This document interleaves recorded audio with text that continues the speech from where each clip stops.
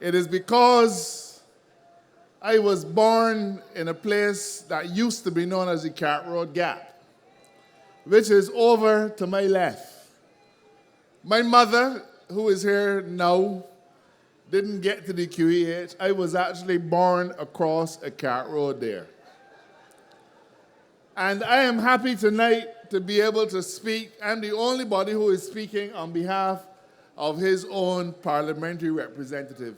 I was not only born in this constituency, I live in this constituency. We got a car number. Sorry, give me again, please.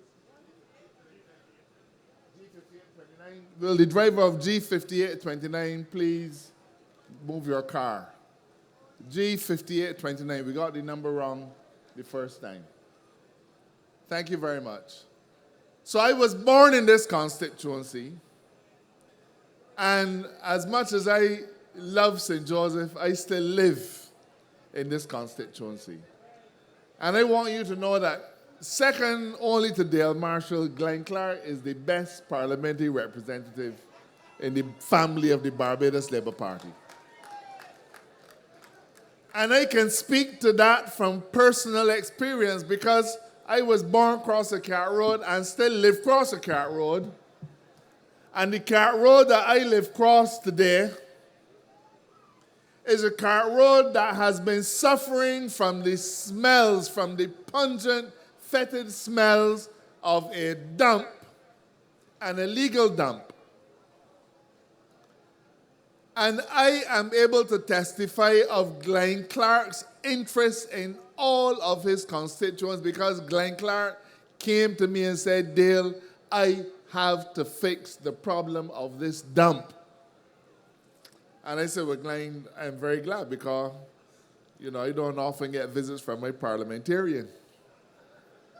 And Glenn set to work. We had community meetings at the church over there. And I believe that we have pretty much solved the problem of the dump. The only thing necessary for the dump now is the dams. And Liz Thompson got fired because, well, I hear, I don't know, I wasn't there. I hear Liz Thompson got fired because she spoke about the dams putting themselves in Greenland dump. And I was a little sympathetic then because I thought to myself, oh God, how unkind can you be? Liz here? Good. But Liz, I want you to know that your prophetic words have come true. Because the dams are not only destined for the dump, they are trying to carry Barbados with them. Now, I am honestly pleased to be able to join Glenn and my colleagues on this platform because I want to speak as a parliamentary representative of a rural constituency. And I am happy that others who have spoken before me have identified some of the challenges. But, the Dems last election were very anxious to speak on behalf of an imaginary old lady who thought that the Barbados Labour Party was going to increase bus fares. And the video at that time was of an old lady getting on a bus and being told that we're going to raise bus fares. What I want the Dems to do is an ad today or tomorrow of the bus stand where the people of rural Barbados are compelled to stand, getting bad feels, fainting, as they wait for hours for a bus that never comes. I want the Democratic Labour Party, as they push their head above the level of the ground to talk to people, to explain to Barbadians how this could be right. So my central theme tonight is about the idea that some things are simply not acceptable. Barbados has come a long way. Everybody talks about how a former UN Secretary General Kofi Annan described us as punching above our weight. Barbados knows what it is to be in the pole position and being described as the most successful developing country in the world. But we now also know what it means to have fallen from grace and to be suffering at the bottom of the heap. And there's a man called Frondell Stewart who pretends to smile whenever he graces our cameras. You know, Frondell Stewart went to New York for one day, and he spoke to Bajans in the diaspora. And the nation had news for about 4 weeks. But he speaks in Parliament for one day, and the nation can't find nothing to publish. Now that should tell you about the attitude of the person who we are forced to call Prime Minister. The people in New York are more important to him than the people of St. Joseph who can't get no water, than the people of Lower Estate who are affected by pungent, toxic smells. They are more important to him than the Barbadians who suffer daily under the whips of this Democratic Labour Party administration. I want to ask Mr. Stewart tonight why he has not yet announced a date for the general election. Now, you know, there are some things that cause us to scratch our heads. Every prime minister in the history of this country has dissolved Parliament and told people when the date of the next election is going to be. Every prime minister, that is, except for Frondell Stewart. If you go to the dentist will give you the date of your next appointment. If you go to the doctor, he gives you the date of your next appointment, and even the lawyers will tell you when your next appointment is going to be. But Frondell Stewart feels that it is perfectly all right for him to have Parliament dissolved around him, but not call an election. If there's one thing that the Barbados Labour Party knows, is the importance of certainty.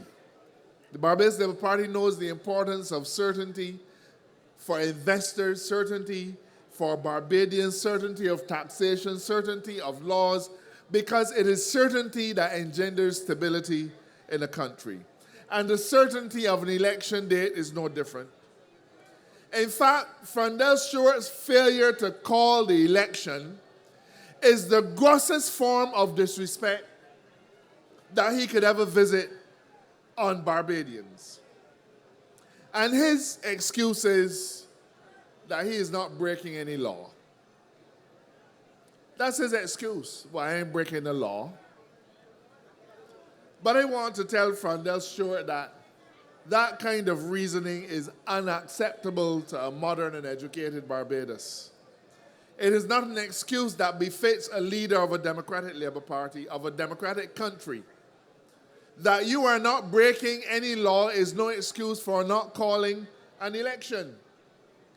And this perhaps is a speech that Trevor Prescott could give better than me, because in the history of humankind, we have always come to understand that even though a particular thing might not be breaking the law, it is instinctively wrong, and it is in breach of the laws of nature and good conscience.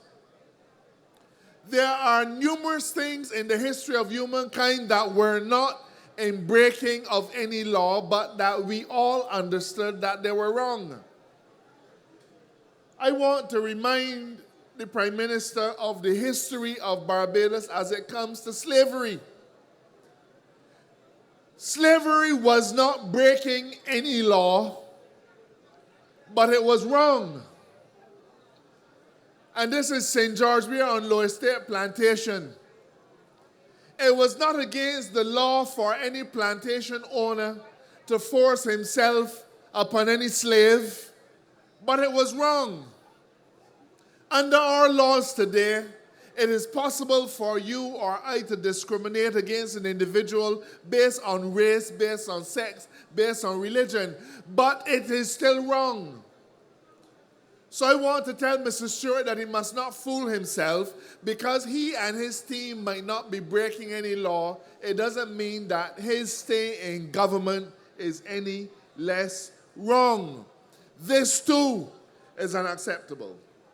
It is unacceptable for Barbadians to be keenly aware that a term of office has come to an end, but that we do not know when the next election is going to be.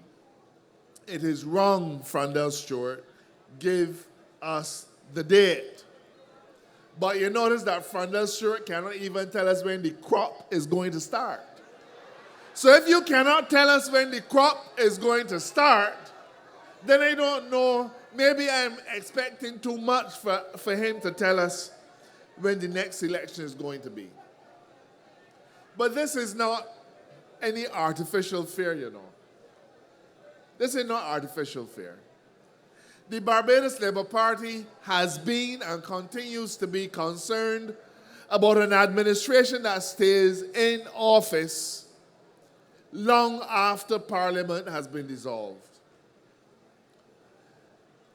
And if you thought that this was false fears, you only need to look at the events over the last few weeks. I was startled when I opened my Nation today and I saw that the Nation said that they asked Frondell Stewart a few questions about Four Seasons. Not Frondell Stewart, Chris Sinclair, about Four Seasons. And that Chris Sinclair refused to answer the questions. He said, I am not taking any questions on that subject. On a subject that involves Barbados $120 million over the sale of property that the Barbados government has taken a mortgage over, Chris Sinclair feels it is all right for him not to take any questions. Chris Sinclair feels that it is all right for him not to explain, not just to the Nation newspaper, but to the people of Barbados, how he could say to the public in 2016 that he is going to sign an agreement for the sale of the Four Seasons property in the next few days. And then a few days later he said, I have just signed a sale agreement for the Four Seasons property in the last few days. But we discover, this is in 2016, let my people go, Frondell. But we discover that the Four Seasons property was sold in December of 2014. Now, Chris Sinclair once called me a liar. And the Nation reported it, and, well, I brought a libel action against him because I'm not known to be a liar about anything. But Chris Sinclair must have lied to the people of this country when he talked about him being about to sign an agreement for the sale of Four Seasons when Four Seasons had been sold 2 years before. And the reason Chris Sinclair does not want to take any questions about Four Seasons is because not a single cent of the money has been paid. Now, that is a new kind of sale. How do you sell something and the money ain't paid? I saw the conveyances. One of the conveyances said, in receipt of the sum of $30 million US, no paid to the vendor. Not a penny has been paid. But Chris Sinclair feels that it is all right for him to disrespect Barbadians, and he say he is not taking any questions because this is beneath him. There is absolutely no accountability that exists today. And if you thought that that was just, if you thought that this was just a little blip on the radar, I want you to think about the confusion that Barbados has been in the last week over something as small as the use of cell phones. I never thought that cell phones would bring this country to a standstill. I would never have thought that it could. But this cell phone issue has created so much confusion in Barbados that significant transfers have been made in the Royal Barbados Police Force because certain policemen in their speech have offended the Minister of Public Works. When you say that this is silly season, we know that people mean it is the election season. But the silliness of the Democratic Labour Party is not limited to elections. The silliness in the Democratic Labour Party is there from day to day to day. Now, I'm not going to get technical, but I want to take the opportunity to explain to you. Assistant Police Superintendent Stanford, he might not got a driver's license, but he's not a fool. He ain't a fool, poor fella. Stanford was given a job to do and he did it.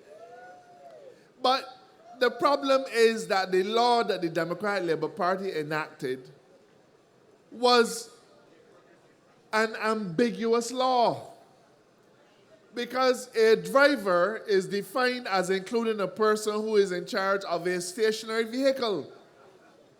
That is what a driver is.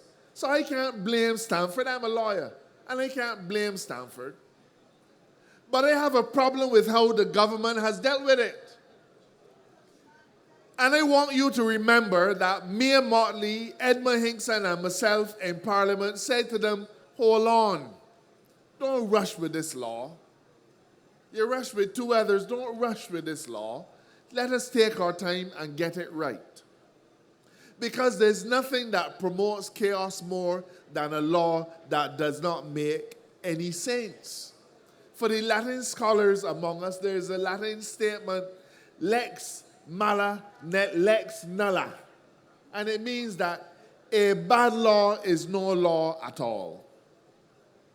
And poor Stanford get transferred because he was put in a position because he had to defend something that he did not do. Stanford does not sit in Parliament on the benches of the Democratic Labour Party.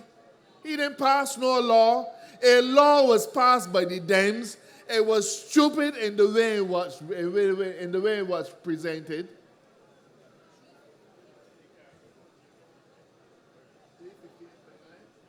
The driver of G5829, it is now an emergency. We're asking you, please move your car. It is an emergency, G5829. Please move your car. It is an emergency. So poor Stanford, as a police officer, was forced to deal with the law as it is written. And you then have a minister of government who is breaching something called the doctrine of separation of powers, who comes to the country and tell the country what the law means. Now, that is for the courts to do. The doctrine of separation of powers means that he is in the cabinet, he does cabinet work. Parliament does parliament work. The court does court work. It is not for a minister to tell the police how to interpret the law and how to apply it. But he came out and told the police how they have to apply the law. Now, this may seem like a small thing, but it isn't. Because the doctrine of separation of powers underpins the democracy of Barbados. It is that doctrine that allows a court to say to a government that it was wrong when it wanted to fingerprint Barbadians for a passport. It is that doctrine that told the government that it was wrong when it refused to allow Commonwealth citizens to vote. The doctrine of separation of powers is a vital part of our democracy. And no minister can tell the police how to do their job, nor can it tell the court how to do its job. I am sure that the Democratic Labour Party has caused more confusion and chaos in this country than any other administration in its history. We have chaos in our roads. We have chaos in our bus stands. We have chaos in our schools. It is almost like an illness. The country's sick. The country ain't well. And the reason that the country is not recovering is because the people of Barbados went to the wrong doctor in 2008. They went to the wrong doctor in 2008. But I want to tell you that the Barbados Labour Party is ready and able, under the leadership of Mia Amor Motley, to bring this country out. You know, what Glenn did not tell you is that the Barbados Labour Party has been working night and day to make sure that when we win the election, not if, when, that we have the solutions in place to bring our country out. And we have given you our solemn commitment. And our manifesto will come out in due course, so I'm not going to tell you what is in it. The Dems want to know what is in it because in the last election they said, well, we can do the same thing that we promised we were going to do in 2008, which was absolutely nothing. But I am a part of a committed party, a part of a committed group of candidates who every single day, despite the fact that Barbadians keep telling us, man, what you want to do is impossible, we wake up every single morning with a plan to do the impossible. It is a shameful thing when Democrat Labour Party supporters tell us, man, we're going to have a hard time saving this economy. I tell them when they had a hard time mashing it up too. They haven't been telling you that. They're telling me that. I canvass and the names who have brought this economy to its knees, all they can tell me, man, this is not a good time to get a government. And I say this is the best time because we are on a rescue mission. The people of this constituency have in Glenn Clark an individual who devotes his every waking minute, his every energy to making the lives of his constituents better. This constituency has never had representation of the like of Glenn Clark. But I say that also about St. Andrew and St. Thomas. The Barbados Labour Party is ready and rearing to win this government and to rescue our country. Frondel, set the date for the sugar crop and set the date for the elections. Good night and God bless you.